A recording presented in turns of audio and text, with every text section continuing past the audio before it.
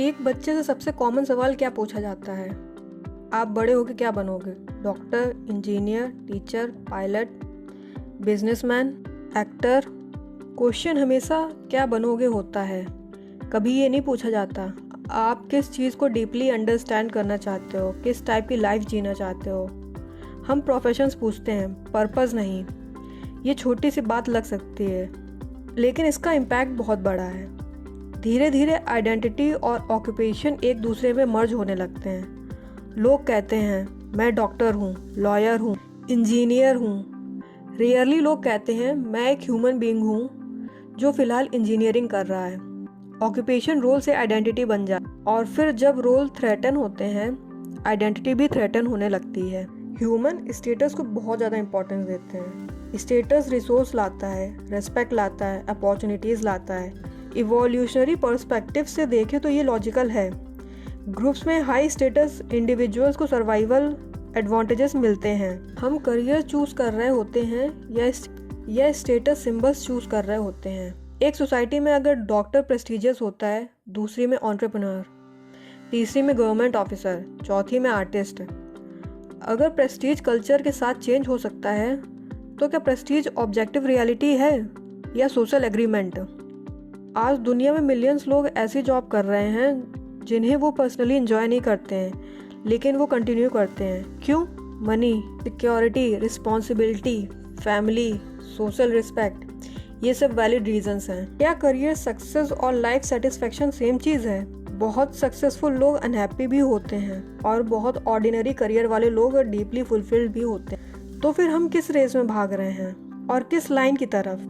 और सबसे इम्पोर्टेंट, क्या वो फिनिश लाइन हमने खुद चूज की या हमें दिखाई गई थी? हर इंसान दुनिया में एक फैमिली के अंदर एंटर करता है। कोई कॉन्ट्रैक्ट साइन नहीं होता, कोई टर्म्स और कंडीशंस नहीं होते, लेकिन एक्सपेक्टेशंस एग्जिस्ट करती हैं और बहुत पहले से एग्जिस्ट करती हैं। हर फैमिली की एक इनविजिबल कल्चर होती है। क्या रिस्पेक्टेबल है, क्या एम्बैरेसिंग है, क्या सक्सेसफुल है, क्या फेलियर है, क्या अलाउड है, क्या फॉरबिडन है। बच्चा इन रूल्स को कॉन्शियसली नहीं सीखता, वो ऑब्जर्व करता है, एब्जॉर्ब करता है और फिर उन्हें नॉर्मल समझने लगता है। ह्यूमन सिर्फ इंस्ट्रक्शन से नहीं सीखते हैं, ऑब्जर्वेशन से सीखते हैं। हम देखते हैं, कॉपी करते हैं, इंटरनलाइज करते हैं। पेरेंट्स जो करते हैं, कई बार बच्चा वही बन जाता है, चाहे पेरेंट्स ने कभी डायरेक्टली सिखाया हो या नहीं।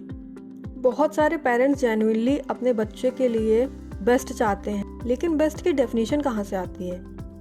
उनके खुद के एक्सपीरियंस से, फियर्स से, कल्चर से, जनरेशन और कभी कभी उनके अनरिजॉल्व्ड ड्रीम्स से। कई पेरेंट्स बच्चों को अपॉर्चुनिटीज़ देते हैं, सिक्योरिटी देना चाहते हैं। कई पेरेंट्स मिस्टेक से बचाना चाहते हैं, लेकिन कभी कभी प्रोटेक्शन और कंट्रोल के बीच की लाइन ब्लर हो जाती है। सवाल ये नहीं है कि पेरेंट्स सही हैं या गलत, सवाल ये है हम किस हद तक अपनी लाइफ जी रहे हैं और किस तक इनहेरिटेड एक्सपेक्टेशंस। अगर आपकी फैमिली कम्प्लीटली डिफरेंट होती तो आपके गोल्स भी डिफरेंट होते। ये लाइन सिंपल है, लेकिन शायद पूरी आइडेंटिटी को चैलेंज कर सकती है। एक काम करते हैं, अपने सारे लेबल्स हटा दो, नाम हटा दो, प्रोफेशंस हटा दो, religion, nationality, social status, family role, gender expectations, achievements, failures, सब हटा दो। अब क्या बचता है? ज़्यादातर लोग तुरंत आंसर नहीं दे पाते, क्योंकि हम लेबल्स के थ्रू खुद को समझने लगते हैं। हम ग्रुप्स के थ्रू आइडेंटिटी बिल्ड करते हैं, हम और वो, इन ग्रुप्स और आउट ग्रुप्स, बिलोंगिंग्स और सेपरेशन। ये प्रोसेस नेचुरल है, लेकिन एक हिडन रिस्क भी है।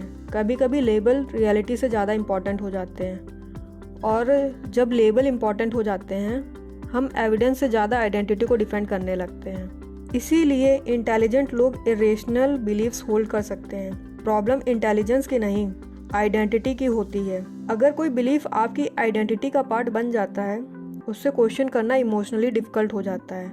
तो फिर सेल्फ अवेयरनेस क्या? शायद सेल्फ अवेयरनेस का मतलब आंसर्स मिलना नहीं, अजम्पशंस को देख पाना है, उन अजम्पशंस को जो इनविजिबल हो चुके हैं। अब तक हमने एजुकेशन देखा, करियर देखा, फैमिली देखी, आइडेंटिटी देखी। अब सबसे इम्पॉर्टेंट सवाल, फ्रीडम क्या है? हम अक्सर फ्रीडम्स को ऑप्शंस के साथ कंफ्यूज कर देते हैं। 100 career options, 1000 products, infinite content, infinite choices.